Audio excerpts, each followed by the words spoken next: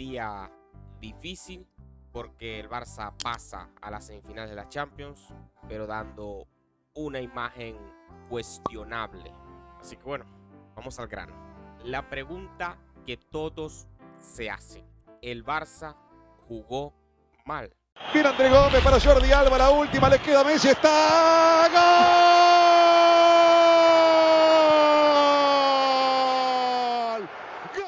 Muchos ni siquiera se hacen la pregunta, sino que lo afirman directamente. Y yo creo que la respuesta corta, simple y sencilla es decir que sí. Y esa yo creo que sería la opinión más general sobre este asunto. Y yo creo que es la opinión más objetiva en este caso. El Barcelona sí jugó mal, pero no por el resultado, sino por la manera, porque es que el resultado prácticamente estaba resuelto por lo que sucedió en la ida. Poco tiene que ver lo que pasó en el partido de vuelta con el resultado, al menos las sensaciones que dio el equipo. Primero hay que entender contextos. El primero y principal es que el Barcelona venía de ganar 4-0 la ida, así que venía con un margen y un colchón en el que se podía permitir cometer errores. Además, un partido en el que el rival estaba prácticamente obligado a arriesgarlo todo y nosotros, el Barça, no tenía que ser quien llevara la batuta del partido.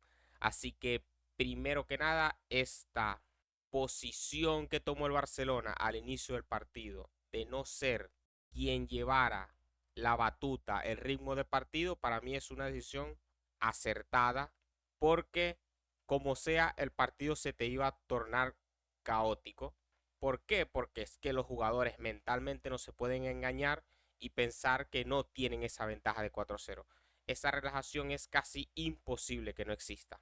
Pensar que el Dortmund no iba a meter las manos y se iba a quedar de brazos cruzados ante esta situación y no iba a intentar hacer nada y menospreciarlo como si fuera un equipo pequeño, a pesar de que es el último finalista junto con el Real Madrid de la Champions pasada, es un poco tonto e inocente. El Dortmund iba a venir con todo, es un gran equipo. Los grandes equipos, cuando te presionan y te atacan y no tienen nada que perder, que esto era lo que sucedía, que el Barcelona, si perdía, era una humillación histórica, y el Dortmund, si se comía 3 goles más y quedaba 7-0 en la eliminatoria, no pasaba absolutamente nada. Ya había pasado lo peor, que era haber perdido 4-0 en la ida. ¿Qué pasa con este contexto? Que el Barcelona ya viene con el trabajo hecho y es hasta innecesario ir a tratar de golear al rival.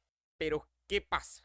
Que aunque el Barcelona se podía permitir recibir 3 goles, sigue siendo preocupante la actuación del equipo, porque no es recibir 3 goles por 3 despistes o recibir 3 goles en un partido donde fuiste dominado.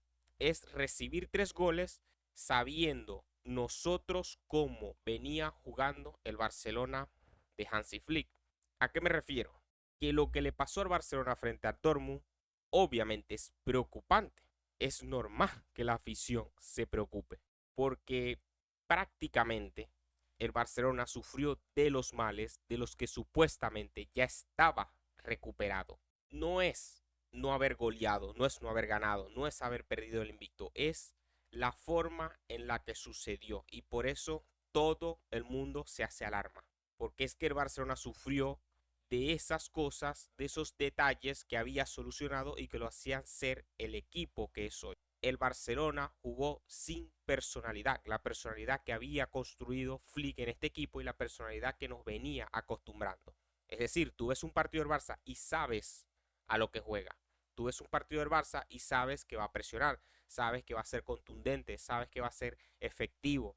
Hay días donde la pelota entra y hay días donde la pelota no entra, y hay días donde te atacan y fallan los rivales, y hay días donde los rivales ni llegan y te meten 3 goles. Hay días donde tú cometes errores y te metes 3 autogoles. No pasa nada, pero la identidad del Barça, la personalidad está. Era un equipo que presiona, es un equipo que tiene la pelota, es un equipo que agobia a los rivales, es un equipo que juega muy adelantado, era un equipo muy vertical, un equipo muy ofensivo, Pero eso no fue lo que se vio allá en Alemania. Se veía precisamente un equipo frágil como el de la temporada pasada, un equipo donde no sabías qué iba a terminar sucediendo, un equipo donde tú sentías que por mucho que las cosas estuvieran bien, por mantener este tipo de detalles descuidados, iba a pasar una catástrofe. Algo malo iba a pasar. El rival iba a encontrar la vuelta. El mismo Barcelona iba a ser su propio enemigo. Algo así terminó sucediendo en el partido frente al Dortmund. Desde mi punto de vista, prácticamente la eliminatoria estaba sentenciada desde el partido pasado. Yo casi en ningún momento sentí que el Barcelona se le había escapado el partido sí, pero la eliminatoria de las manos jamás. Yo creo que la eliminatoria prácticamente nunca estuvo en juego, ni con el tercer gol del Dortmund, la eliminatoria no estaba prácticamente en peligro, porque el Dortmund tenía que hacer una gesta épica, histórica, una remontada totalmente apoteósica. Tendría que suceder una cantidad de cosas que no parecía lo que se veía venir. Era muy difícil lo que tenía que hacer el Dortmund, por muy buen equipo que sea. Entonces la eliminatoria prácticamente no estuvo en riesgo, pero sí esta personalidad que venía mostrando el Barça. Cosas como que había jugadores que tenían ocasiones prácticamente de rematar al arco y no lo hacían, cosa que se había corregido en este Barça de Flick a diferencia de la temporada pasada, donde el balón ya no se tenía solo por tener el balón sin una idea clara de juego. Ahora las oportunidades se aprovechaban y no todas entran y hay días donde tienes suerte y hay días donde no la tienes, pero al menos las generabas. El Barcelona terminó el primer tiempo sin un remate al arco, sin una ocasión peligrosa de gol. Y no precisamente por no tener la pelota, porque la posición de balón se fue dividida 50-50, porque el Dortmund generó más con la misma cantidad de tiempo con el balón y, y con la misma cantidad de pases. Poco sentido tiene sabiendo que el Barcelona, por ejemplo, contra el Bayern, un rival de muchísimo más nivel, se mantuvo ahí todo el tiempo en la lucha y lo terminó goleando sin la posesión de balón. Así que este Barcelona era un Barcelona más directo. No es un tiki-taka 90% de posesión de balón, pero cero disparos al arco. Este es un Barcelona que tiene 3 ocasiones y las 3 ocasiones frente al arco los jugadores, nuestros jugadores no dudan en rematar al arco. ¿Cuántas oportunidades de rematar al arco tuvo Rafinha y cuántos terminó desperdiciando por tratar de meterse con el balón hacia dentro del área chica? ¿Cuántas oportunidades no tuvo Lewandowski?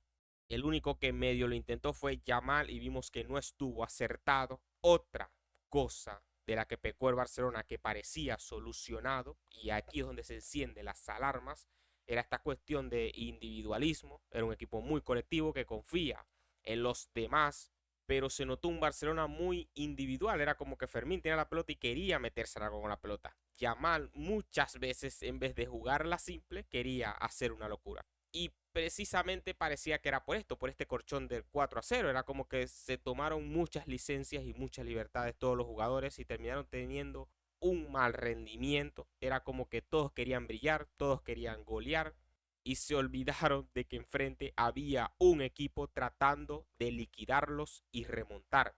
Se sentía una actitud muy pasiva de los jugadores del Barça en la presión, en la finalización de las jugadas, una actitud poco seria, cosa de la que pecaba el Barcelona en las anteriores ediciones de Champions. Y eso, que el Barcelona pecó de falta de personalidad. Era un Barcelona irreconocible, no por el resultado, sino por la manera en la que se jugó. Y ni siquiera el Barcelona fue dominado precisamente. No es que se llevó una cátedra de fútbol, sino que al tener el balón y generar ocasiones, faltaba algo, faltaba esa chispa, faltaba esa finalización, faltaba esa creatividad, faltaba esa asociación.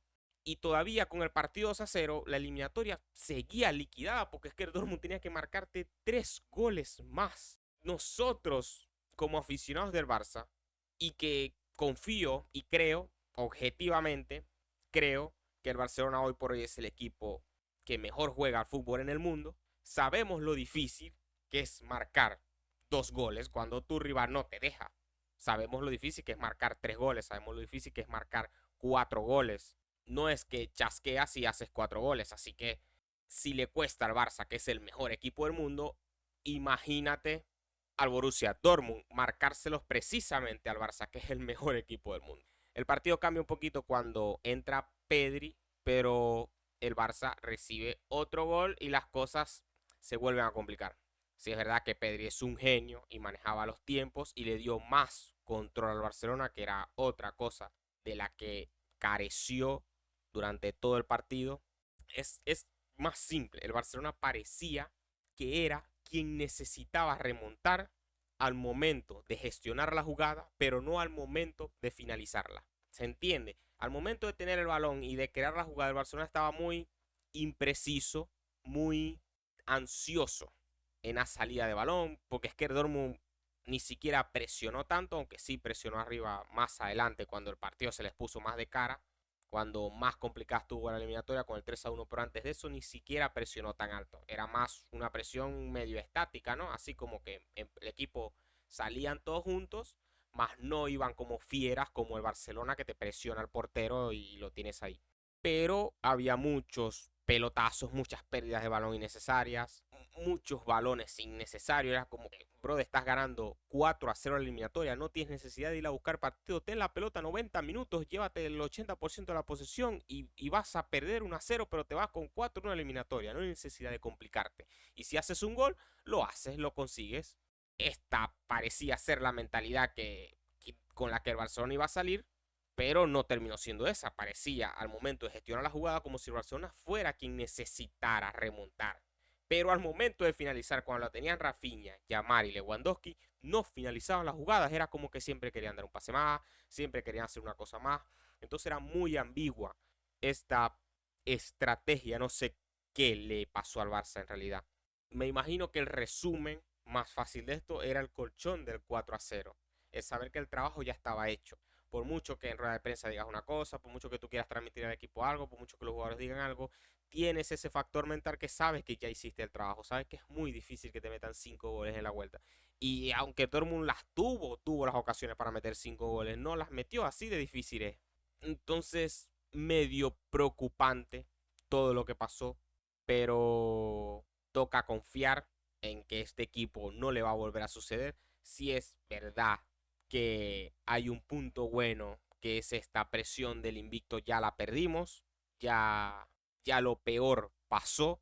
Si había que perder un partido era este, donde ya había ganado la eliminatoria en Aida con un 4-0, donde tú mismo hiciste el trabajo, no te lo hicieron, lo hiciste tú fuiste quien marcó 4 goles y por eso te permitiste todos estos errores en la vuelta, gracias a tu propio trabajo, pero sí da miedo, sobre todo el aficionado del Barça que viene de pasar muchos traumas y tiene muchos fantasmas con precisamente cosas como esta, ganar la ida, perder la vuelta por goleada, Liverpool, Roma, es que ni siquiera quiero recordarlas porque se me vienen los recuerdos de Vietnam, PSG, y es que hasta si te fijas, los goles del Dortmund no vienen precisamente de que el Dortmund hizo un partidazo. Vienen de errores puntuales del Barça, aunque el Dortmund sí generó más, sí generó jugadas más limpias, pero el Barcelona resolvió o sus delanteros fallaron. Pero el primer gol viene de un penalti totalmente innecesario, seamos sinceros, es error de Chesney. El segundo gol viene a balón parado desde un tiro de esquina. Y el tercer gol es de otro partido, no tiene ni siquiera sentido. Ellos centran y Araujo se la sirve.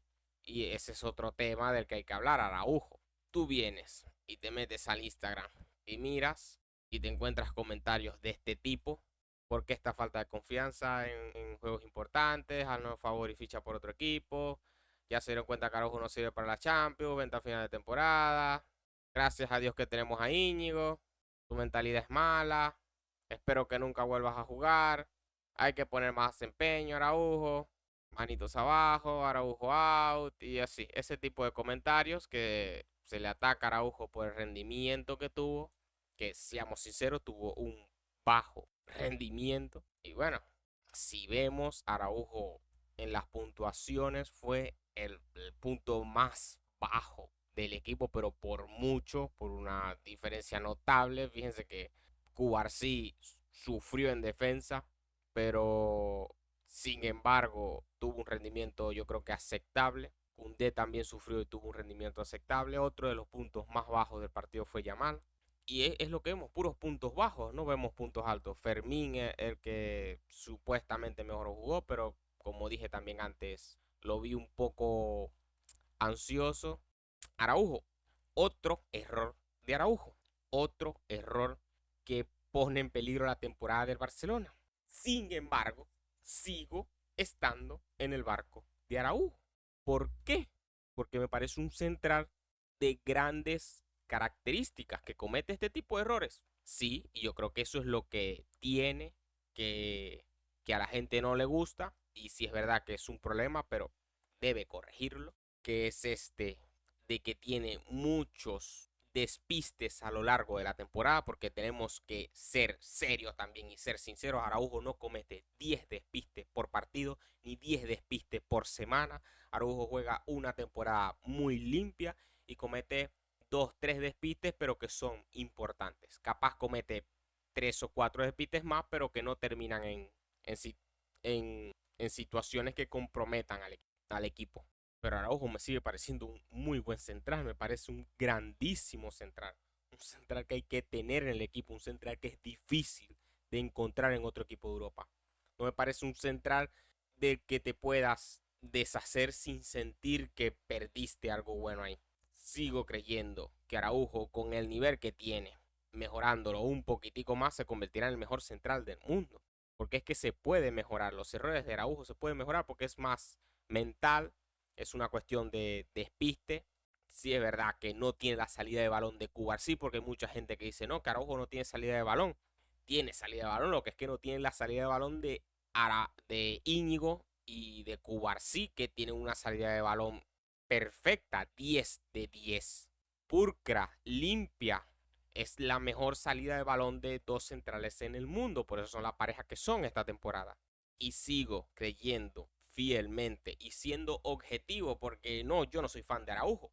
No es que yo tenga una debilidad por Araujo, cosa que me pasa con otros jugadores del Barça que sí tengo debilidad y que los defiendo a muerte, pero no tengo esa particularidad con Araujo. Simplemente trato de ser objetivo y no dejarme llevar por los sentimientos después de haber finalizado el partido donde cometió un error. Me fijo más en un todo, en cómo viene jugando, en cómo viene rindiendo. Tú puedes criticar a Araujo y pensar eso, pero ir a la cuenta personal del futbolista y dejarle un comentario negativo diciéndole vete del Barcelona que no te va a leer. Sabemos que esas personas, primero, no saben nada de fútbol y segundo, no saben nada de la vida ni cómo funcionan siquiera las redes sociales. Claro, entre los 100 millones de comentarios, Araujo va a leer el tuyo. Si mira, 433.000 personas reaccionaron, solo reaccionaron a esta publicación. En fin, siguiente tema. El VAR debió avisar por un posible penalti.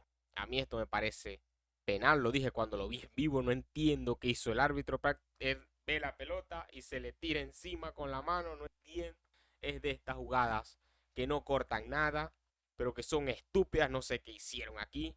Es decir, no entiendo qué le pasó por la cabeza al defensor. Me imagino que no quería darle con la mano, pero le da completamente con la mano, le da con esto. Y fíjense, ahí en la imagen lo estamos viendo, es un balón en el que él no tiene necesidad de hacer eso.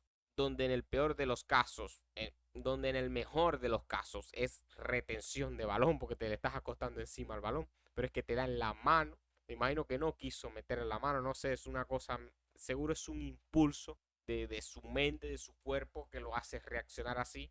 Pero es estúpido. Si esto lo hace Araujo, me da un infarto. Lo dejamos ahí. El siguiente tema. Mañana, Real Madrid Arsenal en el Santiago Bernabéu. La pregunta es, ¿va a remontar el Real Madrid? Ni de chiste. Estoy siendo sincero, no es porque soy antimadridista, que bueno, que lo soy, pero es que veo cero posibilidades al Madrid de remontar este partido. Veo a un Madrid capaz hasta ganando el partido, pero no remontando la eliminatoria. Perdón, pero es que es muy difícil un 3-0. Tendría que el Arsenal ser un desastre. Es que vimos que el Barcelona ayer fue un desastre y todavía terminó 3-1 el partido. Con un 3-1 al Madrid no le alcanzaría. Vimos que el PSG ayer sufrió y todavía se llevó a la eliminatoria por un gol por encima. Es que es muy difícil remontar un 3-0 contra un equipo como el Arsenal, Pero es que en serio, no me imagino al Madrid remontándolo. Lo digo desde el fondo de mi corazón, tratando de ser lo más objetivo posible, porque es que yo quiero decir que al Madrid lo van a humillar, lo van a golear. Pero es que simplemente lo veo difícil por el resultado y por lo que viene haciendo el Madrid. Sí, es verdad que el Madrid cuando se pone serio es una cosa, pero es que esta temporada han tenido un nivel hasta cuando están serios. Es que el Madrid sufre contra el Alavés, el Madrid sufre contra el Valencia, el Madrid sufre contra el Betis, el Madrid sufre contra la Real Sociedad. Y no es que sufre, es que se va dominado de esos partidos y termina ganando por escándalos arbitrales o un destellito de Vinicius por allá y después metiéndose atrás. Es increíble. Hoy por hoy el Atlético de Madrid juega mejor que el Real Madrid, juega más a fútbol. La Real Sociedad juega mejor al fútbol que el Real Madrid. Entonces, complicado. No veo al Madrid ni siquiera ganando la posesión. No veo al Madrid dominando el partido. Sí, es verdad que será en el Bernabéu. Y esta es la cosa. Que aquí es donde aplica la mística, lo que ellos llaman mística, lo que los madridistas viven diciendo constantemente que es la grandeza del Real Madrid.